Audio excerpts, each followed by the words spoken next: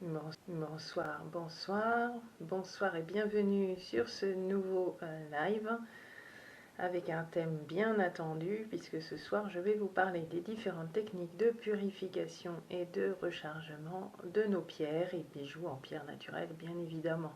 Alors,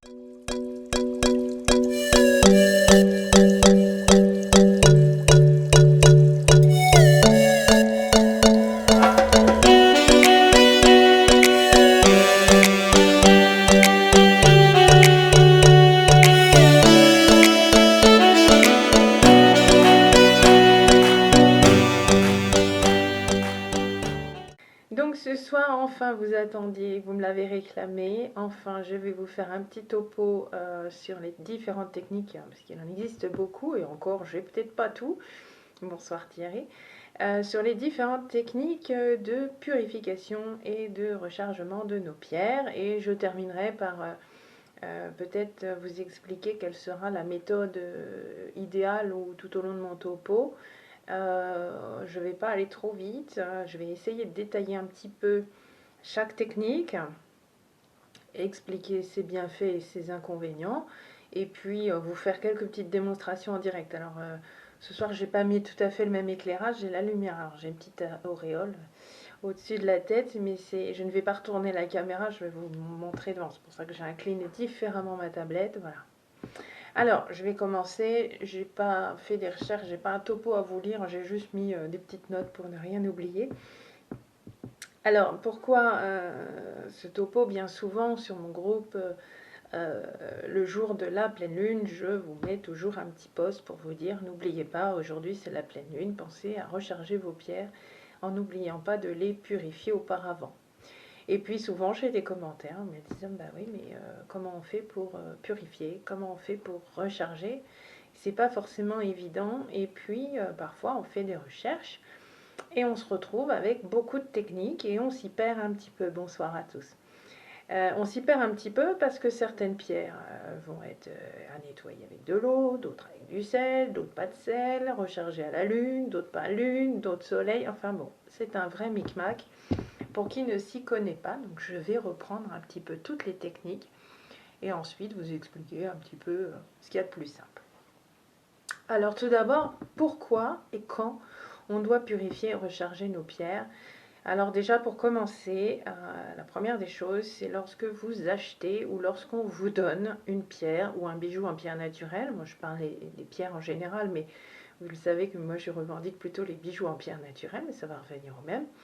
Quand vous achetez votre pierre ou votre bijou ou lorsque on vous l'offre, il va falloir purifier et recharger. Pourquoi? Parce que les pierres, on a le même problème qu'hier, un petit souci de connexion. Les pierres absorbent les énergies négatives de l'environnement du propriétaire précédent, donc soit le vendeur, la créatrice de bijoux ou la personne à qui il a appartenu auparavant. Donc il est bien quand on prend possession d'une pierre ou d'un bijou en pierre de le purifier. Ça c'est le premier cas. Ensuite, lorsque on utilise des pierres pour certaines vertus, eh bien, les pierres vont absorber les énergies négatives de manière intense dans certaines situations, comme par exemple j'ai un gros stress et j'ai des pierres contre le stress, forcément elles vont travailler beaucoup plus. Ou alors je vais prendre l'exemple de la labradorite, qui est une pierre qui absorbe les énergies négatives. D'ailleurs on l'appelle la pierre des thérapeutes pour cela. Eh bien, les pierres vont absorber énormément d'énergie négative au point d'étouffer, donc il faudra les purifier donc, en cas de gros besoin, au moment où elle aura travaillé beaucoup plus que la normale. Et puis le troisième cas, c'est pour un entretien régulier, puisque les pierres travaillent tout au long de notre parcours avec elles, qu'elles soient portées sur nous ou dans la maison, hein, bien évidemment. Donc au quotidien, il faut purifier régulièrement les pierres, même si elles n'ont pas eu un gros stress ou un gros travail à fournir. Donc voilà les trois situations dans lesquelles on va être obligé de les purifier en cas de gros stress, lors de l'acquisition, et puis après, régulièrement. Alors plus ou moins régulièrement selon les pierres, certaines absorbent plus que d'autres. Par exemple, la labradorite peut, pour un thérapeute, avoir besoin d'être nettoyée tous les jours. D'autres pierres absorbent moins, donc on pourra nettoyer une fois par mois, et puis certaines une fois par semaine. Ça va dépendre Et là, il n'y aura pas de cours, il y aura une question de ressenti, hein. Si vous avez une pierre pour le stress ou le sommeil, ou pour absorber les énergies négatives, pour vous protéger, ce sont des pierres qui absorbent, donc il convient en moyenne de les nettoyer une fois par semaine, par exemple. Et puis pour la majorité des pierres, avec un entretien courant, on se cale sur la pleine lune, vous verrez tout à l'heure pourquoi. Et à ce moment-là, on fait un bon nettoyage une fois par mois. Voilà, ça peut être bien. Alors, quelles sont les techniques de purification? Il en existe plusieurs qui ne sont pas toutes adaptées à toutes les pierres. Celle dont on entend le plus parler, c'est la purification à l'eau. Certaines pierres aiment l'eau, d'autres pas du tout. Comment on fait pour nettoyer à l'eau? Soit on passe carrément la pierre sous l'eau, alors soit l'eau du robinet ou de l'eau déminéralisée, ça dépend. Moi, j'ai passé mes bracelets sous de l'eau du robinet, ça n'a pas posé souci. Et puis on visualise l'eau qui s'écoule avec toutes les énergies négatives qui partent. Et on peut faire couler l'eau sur nos pierres ou sur nos bracelets pendant, on va dire, 2-3 minutes. C'est déjà pas mal, hein. Ou alors, certaines pierres qui adorent l'eau, comme par exemple la labradorite, eh bien, on la prend, on la met dans un bol d'eau et on la laisse tremper plusieurs heures. La labradorite, quand vous la mettez dans un verre d'eau, elle ressort encore plus brillante, avec encore plus de reflets. On a l'impression qu'elle a pris plaisir à prendre son bain. Sauf que, vous verrez tout à l'heure, moi je vous parle des pierres, mais sauf que quand on a des bijoux, comme celui-là par exemple, on a des petites breloques et des élastiques. Et ça aime pas l'eau. Donc si vous avez par exemple, excusez-moi, si vous avez par exemple une labradorite comme celle-ci, la mienne, qui est magnifique, bon, celle-là je vais la tremper dans l'eau, elle adore l'eau. Donc là il n'y a pas de souci, elle est toute seule, elle est tranquille. Mais lorsque j'ai un bijou, c'est un peu plus compliqué. Alors, certaines pierres, par contre, comme la malachite, je n'ai pas préparé de malachite tout près de moi, si, sur un bracelet. Voilà, la malachite qui est verte, elle n'aime pas trop l'eau. Alors, pas que ça la détruise, mais déjà, sans la mettre dans l'eau, elle devient mate, avec la transpiration, par exemple. Et quand on la trempe dans l'eau, elle va perdre toute sa brillance. Elle ne perd pas ses vertus, mais elle perd toute sa brillance. Et puis d'autres pierres, comme par exemple la sélénite. J'en ai pas à portée de main à vous montrer. Elle est transparente, blanche, un peu translucide. Cette pierre est extrêmement fragile. Et si on la met dans l'eau, eh bien, elle fond. Elle se dissout dans l'eau. Donc c'est un peu embêtant.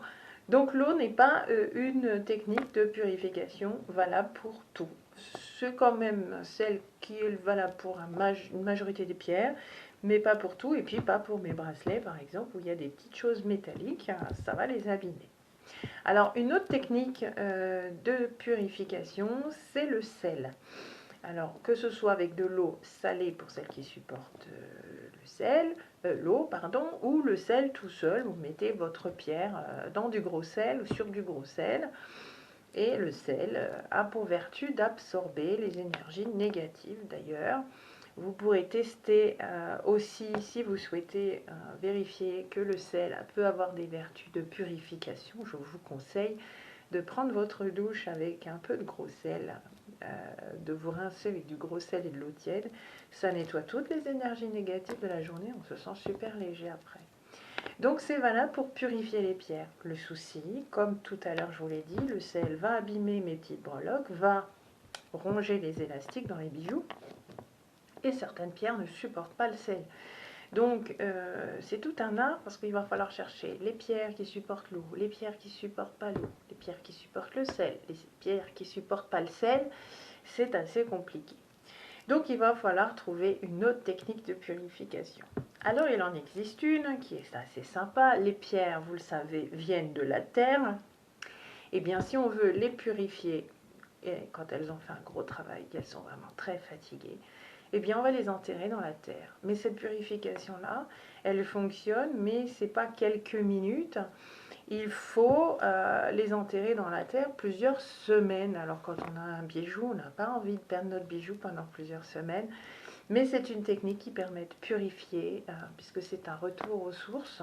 comme pour nous, hein, quand on dit bien aller se ressourcer, un retour aux sources, eh bien les pierres, elles aiment le retour aux sources. Mais c'est un peu embêtant d'enterrer nos pierres pendant 2 ou 3 semaines, parce que si on en a besoin, ou notre petit bracelet, on n'a pas forcément envie de le sacrifier pendant 2 ou 3 semaines. Donc on a vu l'eau, le sel, l'eau salée, l'eau non salée et la terre. Il existe une autre technique de purification, elle existe encore, hein, je n'ai pas fini, qui va être plus simple. Et je vais vous faire une démonstration. Un bâtonnet d'encens. Voilà, je vais allumer l'encens. On laisse un petit peu se consumer. On souffle et on a la fumée. La fumée d'encens est une méthode de purification, que ce soit pour les maisons, pour les pierres, ou aussi pour les auras et les corps énergétiques. Mais ce serait l'occasion d'un autre sujet. Je l'ai éteint un peu trop rapidement. Alors, il existe plusieurs types d'encens pour les purifications. Je pourrais vous faire un petit topo sur les différents types d'encens. Là, j'ai pris un encens, tout ce qui est le plus basique, hein, ce qui s'achète dans le commerce, pour parfumer nos maisons. Donc, c'est moins violent que certains types d'encens pour purifier les entités ou autres choses malveillantes. Voilà, donc tout simplement, on va pouvoir enfumer nos pierres, nos bijoux, tout simplement, pendant un petit moment. C'est une technique de purification. Et là, pour le coup, on n'a pas à se poser la question à savoir est-ce que ça supporte l'eau ou pas l'eau. La fumée, ça n'abîmera rien du tout. Ça abîmera ni les pierres, voilà, ni l'élastique, ni les breloques, ni rien du tout. Donc c'est une technique qui est quand même assez sympa. Alors, je suis dans une pièce, porte fermée, je vais juste l'éteindre. Voilà, je l'ai mis dans l'eau parce que sinon, moi, je vais étouffer. Parce que quand vous faites ça, vous purifiez avec de l'encens. Vous n'oubliez pas après d'ouvrir les fenêtres pour que tout le négatif parte dehors. Mais là, comme il fait froid, il a neigé, je ne vais pas ouvrir les fenêtres. Donc, on a vu l'encens, le sel, l'eau, la terre. On a une autre technique de purification. Alors, on a 2 techniques de purification. Ils sont purification et rechargement qui font les deux. Donc j'en parlerai après, puisque là je vais basculer sur la technique de purification qui est valable pour tout. Pour toutes les pierres, qu'elles aiment l'eau, pas l'eau, le sel, pas le sel, etc. En plus de l'encens, qui ne va pas abîmer les élastiques, etc. Et c'est cette technique-là que je préconise pour la purification de vos pierres et de vos bijoux. Quand vous m'achetez un bijou, j'ai une petite fiche de purification. C'est cette technique que je vais vous montrer qui ne pose aucun souci. Alors, vous prenez un récipient, qu'il soit en verre ou en métal, mais surtout pas en plastique. Donc, moi, j'ai pris un petit saladier en métal. À l'intérieur, vous y mettez du gros sel. Du gros sel. Vous faites un petit lit de gros sel. Voilà. Et je vous ai dit, certaines pierres ne supportent pas le gros sel. Donc là, vous avez 2 possibilités. Vous mettez soit un verre, un autre bol plus petit en verre, et vous mettez vos pierres dedans. Ou tout simplement, vous prenez un essuie-tout ou un mouchoir en papier, vous posez sur le lit de gros sel et vous posez votre bijou dessus. Et là, comme vous pouvez le constater, le bijou n'est pas en contact direct avec le sel. Cependant, le sel va absorber toutes les énergies négatives. Et là, pour le coup, n'abîme rien du tout. Vous laissez ça pendant plusieurs heures. Vous êtes tranquille, vous faites laisser ça même pendant la nuit si vous voulez. Quand vous avez tout nettoyé le lendemain, vous enlevez votre bijou. Il a été en contact avec rien, il est purifié. Et vous jetez le petit mouchoir et le gros sel. Vous les jetez dans votre poubelle, de préférence dans un sachet fermé. On dit qu'il vaut mieux éviter de mettre ça dans les toilettes parce que les énergies négatives partent dans l'eau et c'est pas forcément bon pour la planète. Voilà. Donc vous mettez ça dans votre sac poubelle ou vous mettez ça dans la terre, il n'y a aucun souci. Donc la technique du sel indirect qui quand même est la technique qui du coup englobe toutes les pierres. On n'a pas à se poser la question à savoir est-ce que ça va ou pas, est-ce que cette pierre-là va, parce que parfois je fais des associations, regardez je vais vous montrer. Une association, c'est un bracelet qui m'a été commandé Je crois que la personne qui me l'a commandé sur le live, alors elle va peut-être deviner. On voit pas bien les couleurs. Donc c'est de la labradorite avec de la malachite. La labradorite adore l'eau. Elle adore l'eau, hein. Elle en a besoin. Et la malachite ne l'aime pas du tout. Donc là, je ne peux pas le purifier à l'eau. Donc je vais pouvoir le purifier au salin direct sans aucun problème. N'hésitez pas à me poser des questions si je suis trop rapide ou si c'est pas clair ou voilà. Alors après avoir nettoyé, il faut recharger parce qu'en fait nos pierres, elles donnent énormément d'énergie, elles absorbent énormément d'énergie. Il faut refaire le plein, un petit peu comme on fait le plein quand on a fait la vidange du véhicule. On refait après le plein, voilà, on nettoie le filtre à huile, on met de l'huile. Et bien pour les pierres c'est pareil, on a purifié, on a enlevé les énergies négatives, on va les recharger pour leur redonner de la bonne énergie pour qu'elles puissent nous accompagner au mieux. Alors, plusieurs techniques, hein, celles qui sont assez connues, ce sont les pierres. Les pierres rechargent des pierres.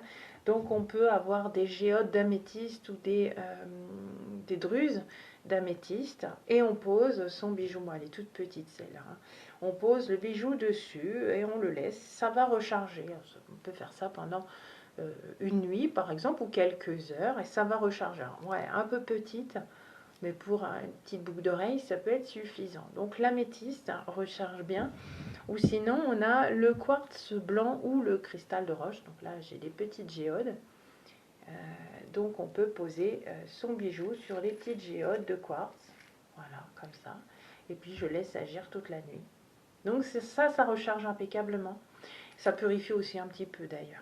Donc le quartz blanc, le cristal de roche et l'améthyste particulièrement, même si certains lithothérapeutes vous diront que l'améthyste ne recharge que les pierres de couleur violette et rose, mais ça se discute, voilà. Après, il existe d'autres méthodes, deux méthodes un petit peu décriées. La fleur de vie. Alors la fleur de vie, c'est une forme qui fait partie de la géométrie sacrée et qui représenterait en fait l'ADN des minéraux et des végétaux et du corps humain. Donc en posant nos bijoux sur une fleur de vie, ça purifierait et ça rechargerait. Vous voyez que j'utilise le conditionnel parce que certains lithothérapeutes, même de renom, disent que c'est une vaste fumisterie et je ne peux pas vous dire si c'est vrai ou pas. Moi j'aime bien mettre mes bijoux sur une fleur de vie. En plus je trouve c'est joli, c'est décoratif. C'est de la géométrie sacrée. Tout en cherchant tout à l'heure, j'ai cherché, il y a des articles assez complexes sur ça. Je pourrais vous faire un jour un petit live sur la géométrie sacrée, ça peut être très intéressant. Donc ça peut être, alors où est-ce qu'on trouve ça? Alors, soit vous achetez ça dans le commerce, mais vous dépensez des sous, à mon avis, pas très utile. Vous pouvez tout simplement imprimer des fleurs de vie en noir et blanc ou en couleur, ça n'a aucune espèce d'incidence. Moi je les ai plastifiées pour que ce soit un peu plus joli et je positionne les bijoux dessus, voilà, ça fait une petite déco et quand on y croit, je pense qu'il y a aussi une notion d'intention, ça peut fonctionner. Toujours dans ces histoires de géométrie, on a aussi la coquille Saint-Jacques. Alors pareil, on dit que si je mets mon bijou dans ma coquille Saint-Jacques avec le bord plat du côté nord, ça recharge et ça purifie mes bijoux et mes pierres. Même chose, c'est décrié. Certains lithothérapeutes ne sont pas d'accord avec ça, mais c'est une histoire de forme d'onde. On dit que ça a une valeur puisqu'on retrouve les bénitiers dans les églises qui ont la forme d'une coquille Saint-Jacques. Donc c'est une forme qu'on l'on retrouve quand même au niveau un petit peu mystique. Voilà. On dit aussi qu'il faut absolument qu'il y ait le petite partie noire. Moi, je ne l'ai pas. On dit surtout qu'il ne faut pas qu'elle soit cassée. La mienne est un peu abîmée ici. Est-ce que ça fonctionne ou pas? Je pense que oui, si on y croit. Donc ça, c'est une autre technique de rechargement. Après, il existe aussi deux types de rechargement de base. On recharge les pierres avec le soleil, la lumière solaire ou la lumière lunaire. Alors pareil, il faut faire attention parce que certaines pierres ne supportent pas la lumière solaire directe. Par exemple, l'améthyste qui est un magnifique violet. Lorsque l'on la met trop au soleil, dans des rayons forts de soleil, elle devient toute blanche. Donc, c'est un peu embêtant. Ça ne veut pas dire que les vertus de l'améthyste vont être abîmées, mais juste le côté visuel va être un peu moche après si notre améthyste devient toute blanche. D'ailleurs, c'est pour ça que quand on voit l'améthyste un peu blanche, c'est qu'elle a pris trop de lumière du soleil. Cependant, le soleil va recharger tout simplement nos pierres, rien que le fait de porter nos bijoux sur nous en plein jour. Ça va permettre de recharger les pierres. On parle de l'énergie lunaire. Alors la lumière de la Lune, il faut savoir qu'elle n'est pas directe, puisque ce qu'on voit de la Lune, c'est simplement le reflet du Soleil. Donc c'est de la lumière plus douce, moins directe, et donc va forcément moins abîmer nos pierres. Même si après on dit que certaines pierres ne supportent pas la lumière lunaire, comme la pierre de lune, personnellement j'ai mis toutes mes pierres à la lumière de la lune sans aucun souci. Alors pour le soleil, on évite la lumière directe, c'est-à-dire les gros rayons plein midi, en plein mois d'août dans le sud de la France, parce que ça va abîmer nos pierres. Mais à l'inverse, quand on expose nos pierres à la lumière de la lune, on évite de les mettre dehors par moins 10 degrés, même moins 5, parce que le froid peut geler les pierres et les éclater. On peut mettre nos pierres à la lune derrière une vitre, sans aucun souci. Ça va quand même pouvoir les recharger. Alors, à quel cycle de la lune on recharge nos pierres? On préconise bien évidemment la pleine lune, parce que c'est là où elle est la plus grosse et qu'elle a donc plus de force, plus de puissance au niveau de sa luminosité. Et également, on le ressent d'ailleurs aussi sur nous, puisque quand la pleine lune est à son apogée, on ressent parfois des désagréments au niveau de notre humeur, du sommeil, plus ou moins agité, plus ou moins profond. Donc la lune a des actions sur nous et a des actions sur les pierres.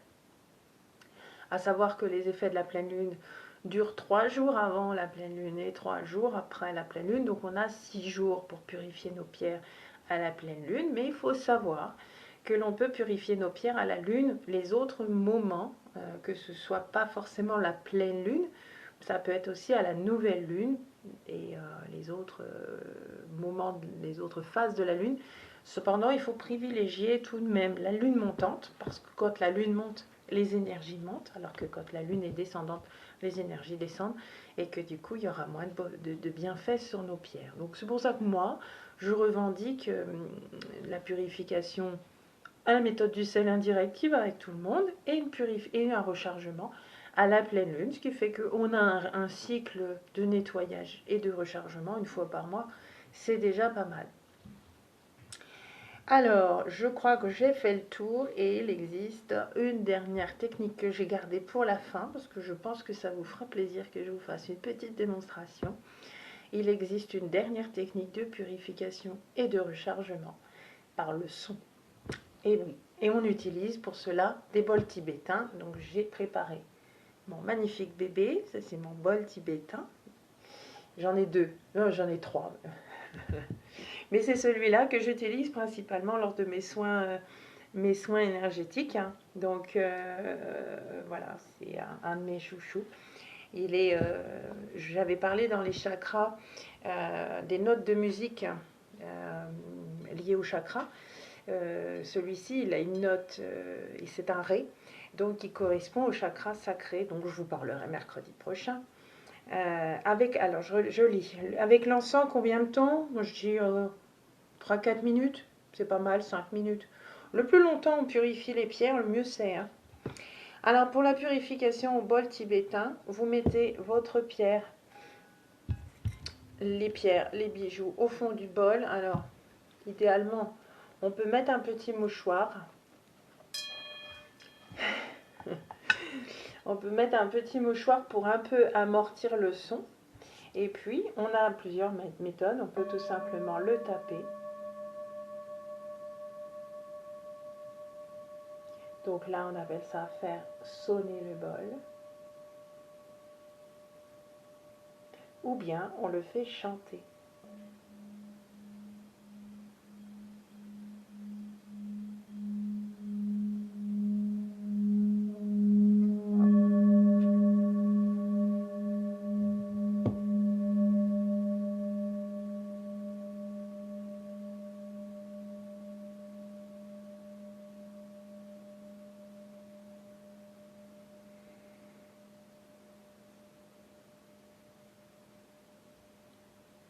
j'adore ce son. Alors je l'utilise dans mes soins énergétiques hein, pour terminer mes séances ou pour ouvrir mes séances. Alors quand on récupère notre pierre, là elle est purifiée. Donc par exemple si moi je le fais pour vous, hein, si un jour vous venez me rencontrer sur une exposition ou en soins énergétiques, vous me ramenez vos bijoux, je peux vous faire un petit coup de bol pour les nettoyer. Oui, c'est reposant.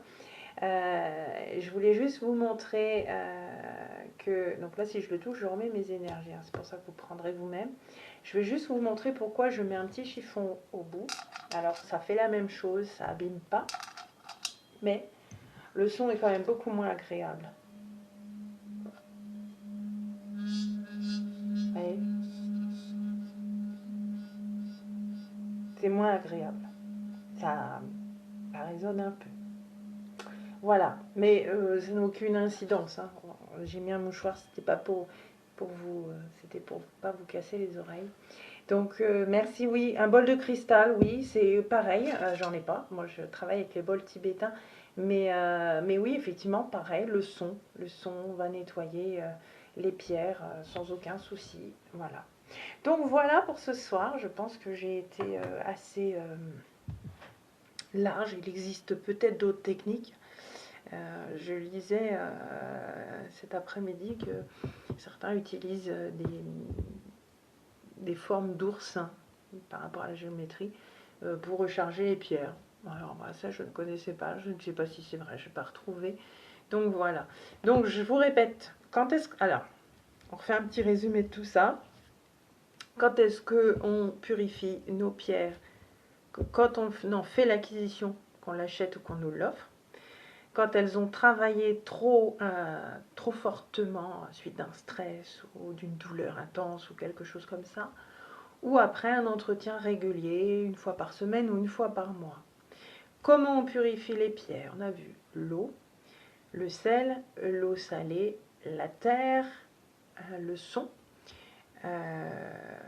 et la technique du sel indirect, qui est quand même ma préférée. Vous mettez votre bol, du sel, du gros sel, un essuie-tout dessus ou un mouchoir en papier, vos pierres par-dessus, vous laissez agir plusieurs heures. Et puis ensuite, il faut les recharger. Donc on recharge au soleil, à la lune, coquille Saint-Jacques, fleurs de vie, améthyste, amas de quartz, géode, ou bien, toujours aussi avec le son, le fameux bol tibétain. Et je vous offre, si vous souhaitez, un petit moment où je vais faire chanter mon bol, avant qu'on se dise au revoir. Je vais tout simplement vous le faire chanter. Alors je vous invite... Ah oui, et l'encens, merci. L'encens aussi va permettre de purifier.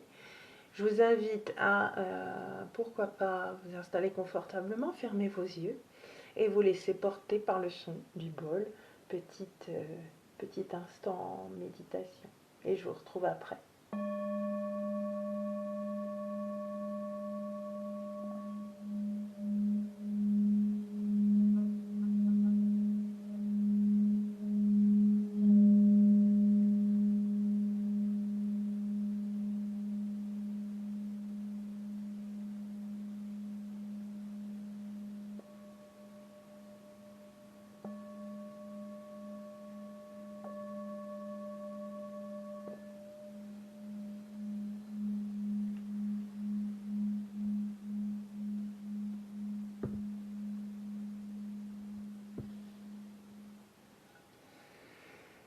Et voilà, j'espère que ça vous a plu.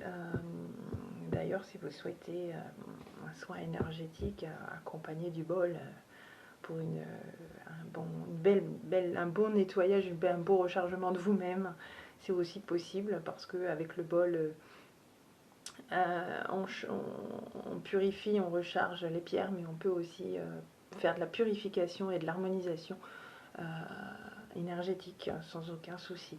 Voilà. Voilà pour ce soir. J'espère que mon petit topo vous aura plu. Bien évidemment, il sera en replay. Donc, n'hésitez pas à le revoir. Et surtout, il sera mis sur ma chaîne YouTube, ce qui vous permettra d'aller chercher un petit peu tous vos besoins à chaque mois. Si vous ne vous souvenez plus comment on fait, vous aurez la vidéo qui sera en ligne rapidement. Donc voilà. Alors, le programme des prochains lives. Nous sommes dimanche. Donc mercredi, le chakra sacré et les pierres qui s'y associent.